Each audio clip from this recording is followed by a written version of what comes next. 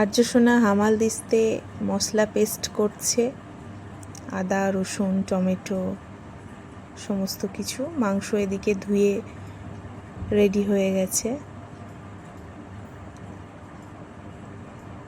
ওইদিকে তোমাদের দাদা ভাই গ্যাসটা রেডি করছে, এই বক্সটা লাগাচ্ছে যাতে হাওয়া না খেলে রান্না করতে গিয়ে। ভাত সবার প্রথমেই করে নিয়েছি আমরা নেমেই। মা এদিকে ভাতের ফ্যান ঝরাচ্ছে। গুড মর্নিং বন্ধুরা, তারাপীঠ থেকে পুজো দিয়ে বেরিয়ে আমরা এই মনোরম পরিবেশে একটা ছোট্ট পিকনিক করার সিদ্ধান্ত নিয়েছি।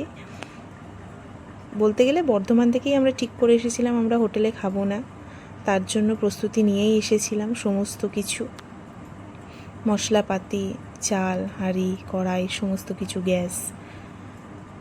তো এখানে এসেই আগে আমরা রান্নাটা চাপিয়ে দিলাম। পরিবেশটা খুব সুন্দর, চারিদিকে গাছ।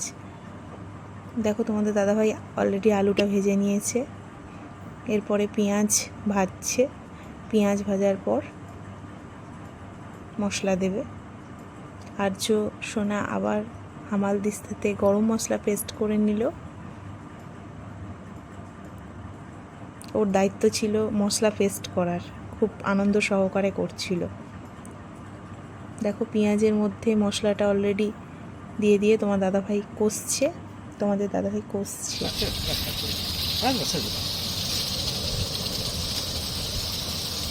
এরপরে মাংসগুলো দিয়ে দিল।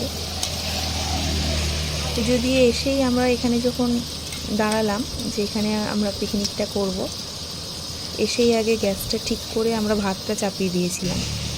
ভাতটা হতে হতে এখানেই বসে আমরা টিফিন খেলাম, চপ, মুড়ি, চানাচুর, মিষ্টি।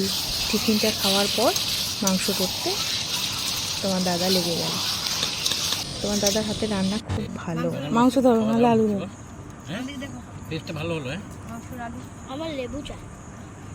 খেতে বসেছি আমরা।